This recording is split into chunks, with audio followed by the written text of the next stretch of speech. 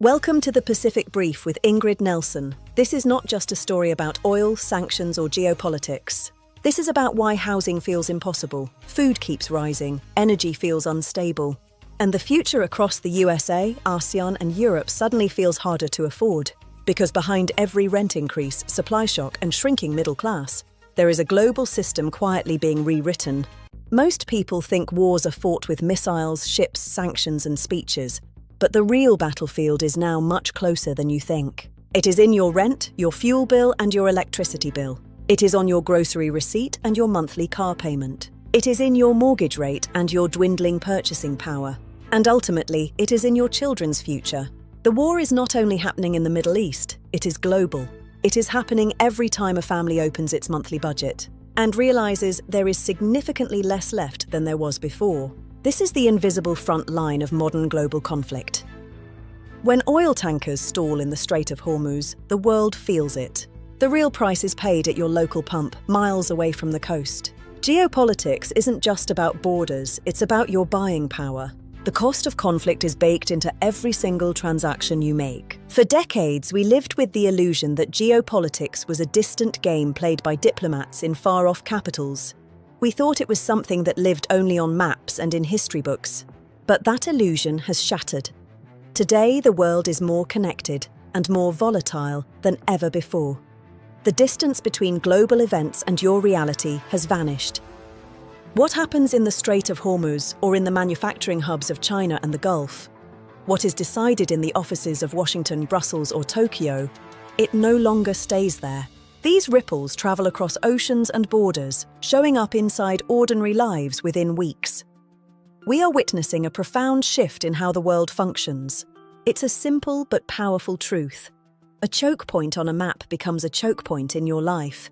Geopolitics is no longer just news, it's your bank account. Think about it. In the United States, these global tensions translate directly into the price you pay at the pump and the growing weight of national debt. It is the cost of your daily commute and the interest on your loans. Global strategy is now a line item in your personal budget. In ASEAN nations, the impact is even more visceral. It manifests as the rising cost of electricity and the skyrocketing price of fertilizer for essential crops. It puts immediate pressure on food security and places immense strain on local currencies. Here, geopolitics is about the very basics of survival. And in Europe, the geopolitical landscape dictates the warmth of a home, the viability of entire industries, and the very security of a person's job. When energy supplies become a geopolitical weapon, the consequences are felt in every living room and on every factory floor across the continent. The barrier between high-level global strategy and your kitchen table has completely dissolved. There is no longer a far away in the modern economy. We have entered an era where geopolitics has truly become household economics. Understanding that connection is no longer optional, it's essential. To navigate this new world, you must see the strings connecting global events to your personal reality. The world is no longer outside your window, it's inside your home. Because in the end, the most important map is the one that shows how global shifts land at your front door. Geopolitics is personal. The Strait of Hormuz, you may never visit it, and you may never even see it on a map. But if this one narrow waterway closes or even shakes, your household budget will almost certainly feel the impact.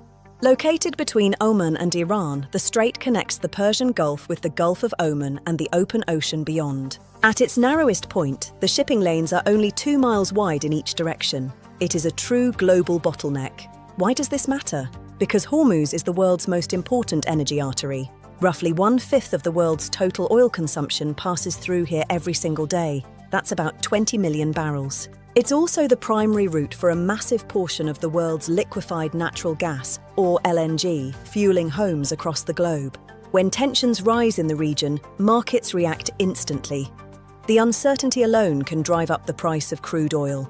When oil prices go up, the cost of gasoline at your local station follows. But it doesn't stop there. Energy is a hidden cost in almost everything you buy. It's what fuels the ships, trucks, and planes that move products. If shipping and manufacturing costs rise because of energy prices, the price of groceries and electronics goes up too. The biggest customers are in Asia. Countries like China, India, and Japan rely heavily on this flow to keep their economies running. Europe also depends on Hormuz, especially as it looks for alternatives to pipeline gas from the north. Even for the US, which produces much of its own oil, the price is set globally. A shock in Hormuz is a shock to the US market. This makes the strait a powerful geopolitical lever. Any threat to its security sends ripples through diplomatic circles worldwide. Increased risk means higher insurance for ships. These costs are eventually passed down to consumers, to you. That's why the world's major powers work so hard to keep these waters open and stable.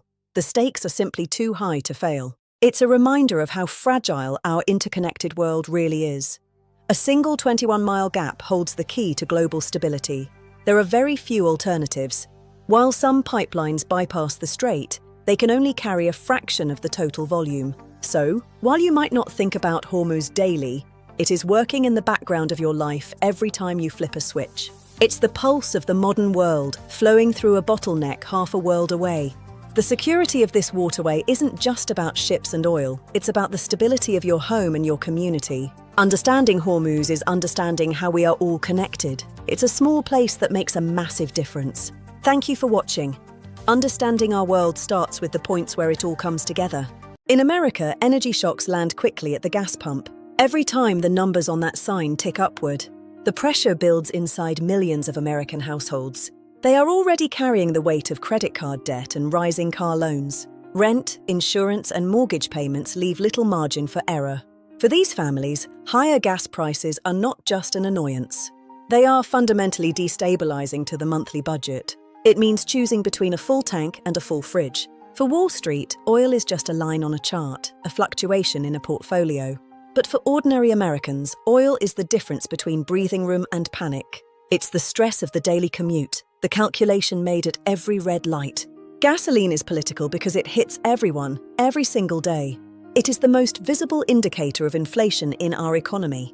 Gas prices are just the visible tip of the iceberg. The real crisis is deeper. It's the full monthly stack. It's rent, the mortgage, the car payment, and insurance. It's student loans, groceries, and utilities. When energy costs rise, everything else becomes harder.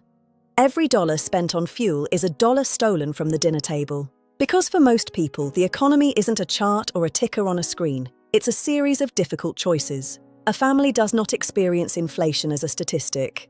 A family experiences inflation as subtraction. Every month, the future gets just a little bit smaller. Less in savings, less for investment. It means fewer children. It means delayed homes.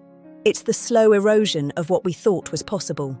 These aren't just budget adjustments, they are delayed dreams, the quiet surrender of the life you plan to build. When the monthly stack grows too high, the margin for hope disappears. The ladder to the middle class feels pulled away. This is the hidden pain that the headlines often miss.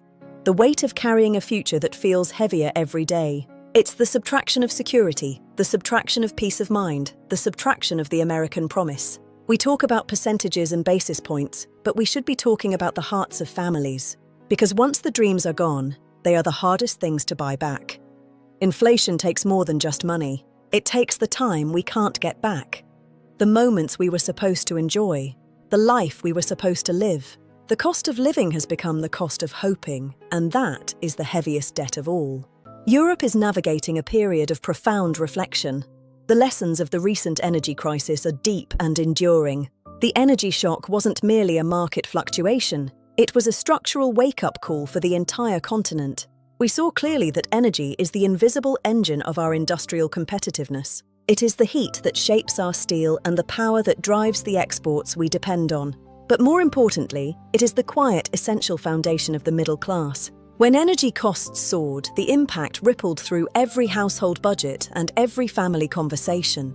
Cheap energy was not just an economic advantage for the few, it was never just about fuel. It was a fundamental part of Europe's social contract, a promise of stability and growth. Today, closed industrial sites serve as a somber reminder of exactly what is at stake for our future. It touches our wages, our daily comfort, and our collective national stability as a whole. The foundation of a prosperous, fair society depends on reliable and affordable power. As we rebuild, we must remember that energy isn't just a commodity to be traded. It is the very foundation of our way of life and our shared future. And that is a contract we simply cannot afford to break, for ourselves and for the generations to follow. The shift across Europe's industrial heartland is often discussed in numbers, but the real story is written in lives. For generations, these factories were the bedrock of stability, but today the foundation is trembling. When factories face higher energy costs, they do not simply absorb it. The consequences ripple outward. They raise prices, reduce shifts, automate, relocate, or shut down. Every choice has a human cost. That means fewer good jobs and weaker communities. The heartbeat of the town begins to fade. It's a conversation at the dinner table about a future that suddenly feels uncertain. When a factory closes, it is not only production that disappears. Pride disappears. Stability disappears. The physical structure remains, but the purpose that once defined a region is stripped away. For the next generation, the path forward is no longer paved with the certainty their parents knew. A town's future becomes quieter. The bustling morning rush turns into a profound silence. This deindustrialization is not just a policy shift. It is a personal loss that echoes through homes. Because when we lose our industry, we lose a piece of who we are. We lose the pride of making things. We must decide if we are willing to let our communities become museums of a more prosperous past. The cost of inaction is a silence that Europe cannot afford to ignore. Imagine trying to build a future when every global crisis pushes your goals further away. For us in ASEAN, energy insecurity isn't just about a higher bill, it's a barrier to our growth. Energy is the lifeblood of our development. It's the pulse of our factories and the very price of the food on our tables. In the Philippines, it's the heavy weight of power costs and the daily struggle of island logistics. For Vietnam, Thailand, Indonesia, and Malaysia, energy is the foundation of our manufacturing and export strength. Even in Singapore, our trade and financial stability are deeply tied to these global energy currents. A country cannot thrive if its basic necessities are held hostage by external shocks. We must secure our energy today to protect the dreams and the future of our children. Across Southeast Asia, a new generation is reaching for a dream that feels increasingly out of reach. They aren't just asking for jobs or titles, they are asking for a place to call home. But as global instability ripples through our borders, the price of that dream is climbing. Whether they can afford a family, a business, or a future in their own country is now a daily question. For many, the math simply doesn't add up anymore, no matter how hard they work. The distance between where they work and where they can afford to live grows wider every year. The young are not lazy. Many are simply trying to build a life on a floor that keeps moving. Global shifts in capital and inflation are turning local neighborhoods into global assets. And in the middle of these macro forces are people, real lives waiting for a foundation. We must realize that the stability of a nation is built on the security of its people's homes. Their resilience is incredible, but resilience shouldn't be a requirement for basic dignity. Every light in these towers represents a hope for a better, more stable tomorrow. Let's ensure that for the next generation, the floor finally stands still. For decades, the global financial system operated under one primary set of rules centered around the reach of the US dollar. This system allowed sanctions to work because the dollar reached almost everywhere, governing trade in every corner of the globe. But today, that landscape is shifting. China is signaling that American unilateral rules will no longer automatically govern Chinese life. From energy to technology, a new reality is taking shape. One where the sanctions system is becoming a two-way weapon.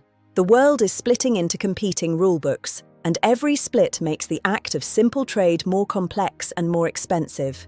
When the pathways of commerce diverge, the friction created isn't just political, it's financial, felt by families and businesses alike. A fragmented world is more expensive and more distant. In the end, the price of this split is one we all pay. The greatest cost of this new era may be the loss of the world we once built together. The global energy map is shifting, and the cracks are starting to show in the world's most powerful alliances. Take the UAE and OPEC. For decades, these oil-producing nations moved in lockstep, anchoring the global economy. But today, that stability is fraying. When even the most established oil producers begin repositioning, the message is clear. Every country is now looking out for itself, navigating a world where the old energy order is no longer a safety net. The old energy order is no longer stable enough to rely on blindly. The trust that once bound these alliances is fading. When even oil alliances begin repositioning, we have to recognize that the foundations of our energy security are changing. The UAE in particular is looking east. Their deepening business ties with China signal a diversification of loyalty. It's a strategic move to ensure that when the next shift comes, they aren't left standing on unstable ground. This isn't just about production quotas, it's about survival in a fragmented and unpredictable global landscape. The message is undeniable. When even the giants are nervous, the era of guaranteed stability is over. And it raises a question that should make every policymaker and citizen stop and think very carefully. When the countries with oil are nervous, what should the countries without oil be doing?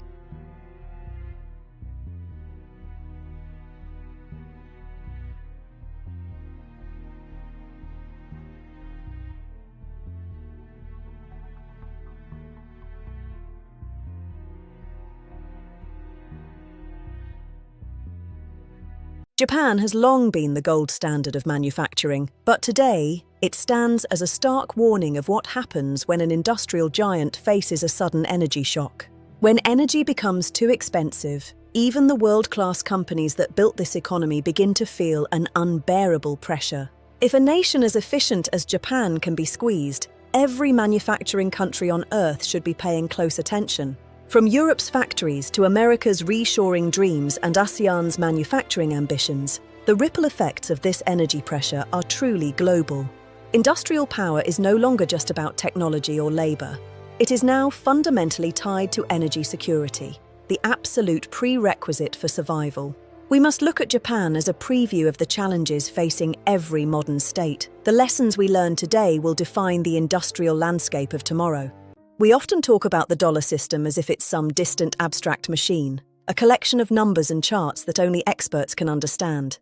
But the truth is much closer to home. When governments borrow heavily and markets depend on a constant stream of liquidity, it creates ripples that eventually reach every kitchen table and every family budget. It's not just policy, it's the inflation that pinches your wallet at the store. It's the interest rates on your home and the taxes that take a little more from your hard-earned work. When the system feels the pressure, ordinary people feel the weight. Asset bubbles and currency shifts aren't just headlines, they are the quiet anxieties of everyday life. Debt does not disappear, it changes form. Sometimes it becomes inflation, sometimes it becomes austerity, and sometimes it becomes a future your children have to pay for. It's a weight we pass down, often without even realizing it. Understanding this isn't about fear, it's about care. Because at the heart of every financial system are the people it's meant to serve. Warren Buffett once issued a stark warning. The stock market is beginning to look more like a casino than a venue for investment. This isn't just a critique of finance, it's a reflection of a deeper, more painful imbalance in our modern world. Markets can surge to all-time highs while ordinary people feel their wallets getting thinner and their futures more uncertain. Because the truth is, a rising stock market does not always mean a rising life. It's a disconnect that hits home. A rising stock market does not always mean a rising life. This is the reality for millions today. For those who own assets, the numbers on a screen translate to wealth, security, and a sense of progress. But for the renters, the workers, and the young families just starting out, the reality is fundamentally different. For those weighed down by debt, they feel trapped in a system that measures success by the gains of the few. While the market plays its game, ordinary families struggle with rising costs that never seem to end. It's a contrast that matters deeply. It's a story about the heart of our economy and who it is truly serving. We have to ask ourselves, if the market is winning but the people are losing, what are we really building? It's time we look past the tickers and see the lives behind the numbers. The housing crisis is the shared wound. In America, people are locked out by mortgage rates. In Europe, the weight of the crisis falls on every generation. In Europe, young people face rent pressure and stagnant wages. In ASEAN, urban growth is outpacing affordability. Housing is not just an asset class. Housing is where people build memory, family, dignity, and stability. There is a specific kind of anxiety that many of us are starting to feel, but few have given it a name. It's a quiet, persistent hum of worry that doesn't just belong to those in poverty anymore. Today, a new reality is taking hold across the globe. Budget-to-budget living. The educated and hard-working find themselves under immense pressure. It is not because they are failing. The cost structure of life has changed. From housing to utilities, the basic pillars of a stable life have become increasingly precarious. The middle class is not disappearing overnight.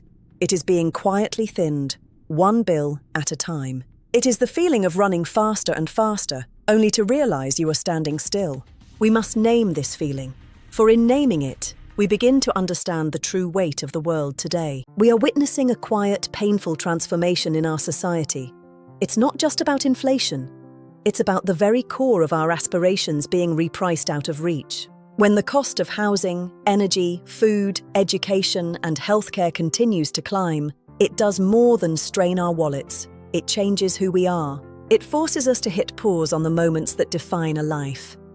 The decisions that once felt like natural steps now feel like impossible risks. Marriage and starting a family are no longer just emotional milestones. They have become financial hurdles that many feel they simply cannot clear. We see it in the empty nurseries and the strollers left in the shop windows. The dream of children is being deferred, one budget meeting at a time. Business formation, the spark of entrepreneurship that drives our world forward, is being extinguished by the sheer weight of overhead and uncertainty. When the barriers to entry become too high, we lose the innovation and the community spaces that make our neighborhoods feel like home. Home ownership, once the bedrock of stability, has transformed into a distant mirage for many who work harder than ever but can't seem to get closer. Migration in search of better lives and the hope of a peaceful retirement are being traded for the necessity of working just one more year, one more shift. When the future becomes too expensive, people stop dreaming in decades and start surviving by the month. It is a heavy price to pay, a society where survival consumes the energy that was once meant for creation and connection. We must ask ourselves what kind of world we are building when the future itself is no longer affordable for the people living in it. The decade ahead is a crucible. The uncertainty we feel isn't just noise, it's a call to preparation and building real capacity. Energy security, food security, and industrial strength. These are the foundations of modern agency that will define the nations that thrive. Logistics, ports, and power grids are the institutions that serve the people. The future will reward countries that produce, not just consume. The USA must rebuild its heart, Europe must protect its depth, and ASEAN must become a true builder of value. This is about securing the homes we love and the future our children deserve to inherit. It's time to move from fear to agency. This is how we build a world that lasts. It is time to get to work.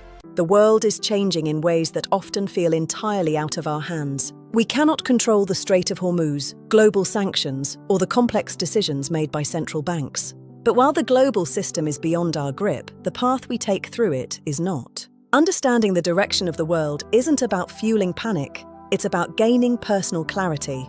It is about the power to make better decisions for your own life and your family's future. Start by looking inward, reduce fragile debt and strengthen your own foundation. Build skills that remain valuable regardless of the headlines. Your talent is your most resilient asset. Understand your energy exposure, see how these global shifts affect your daily life and adjust accordingly. Invest carefully and stop believing that the world of politics is somehow separate from your personal finance. They are two sides of the same coin. Your future depends on seeing how they are connected. You may not control the global system, but you can stop being blind to it. That is where your power begins. When you see the world clearly, you can navigate it with confidence. Your journey to resilience starts today. The world is changing faster than most people are prepared to admit. The old promises are cracking. Cheap energy, affordable homes, stable jobs, easy debt, endless growth. But this is not only a story of collapse, it is a story of choice. Countries can choose to build. Families can choose to prepare. Young people can choose to understand the system instead of being crushed by it. The question is no longer whether the world is changing. The question is whether your country is building fast enough to protect your family's future. Because the next war may not arrive at your doorstep with soldiers. It may arrive as rent, it may arrive as fuel, it may arrive as food, it may arrive as the quiet realization that the future costs more than your income can carry. That is why your budget is the battlefield. If this helped you see the world differently, share it with someone who is trying to understand why life feels harder, even when the headlines say the economy is fine. From the Strait of Hormuz to the cost of your housing, the new global war isn't just on the news, it's already inside your wallet. This isn't just about oil or sanctions. It's about why ordinary people from the USA to ASEAN and Europe feel the future is becoming harder to afford. I'm Ingrid Nelson, this is the Pacific Brief.